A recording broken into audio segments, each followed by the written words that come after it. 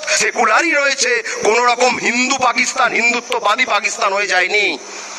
যে ভারতবর্ষ গঠনের পেছনে হিন্দু মুসলমান সব ধর্মের মানুষের সমান অংশগ্রহণ ছিল, সেই ভারতবর্ষকে আজ যারা ভাঙতে চাইছে, তাদের রাজনৈতিক পূর্বসূরি যারা, তারা কিন্তু স্বাধীনতা আন্দোলনে কোনো রকম সদর্থক ভূমিকা নেয়নি বলবো না, ভূমিকা ছিল।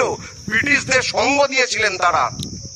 যেই সময় দাঁড়িয়ে নেতাজি সুভাষরা লড়াই করছেন, যেই সময় দাঁড়িয়ে আমাদের বীর বিপ্লবী স্বাধীনতা সংগ্রামীরা লড়াই করছেন, তখন এনাদের যারা পূর্বসূরি, রাজনৈতিক পূর্বসূরি, তারা লড়াই করছেন ব্রিটিশদের আর্মিতে, ব্রিটিশদের সৈন্যবাহিনীতে, যাতে মুসলমানরা ঢুকতে না পারে, বেশি করে হিন্দু ঢোকাতে হবে।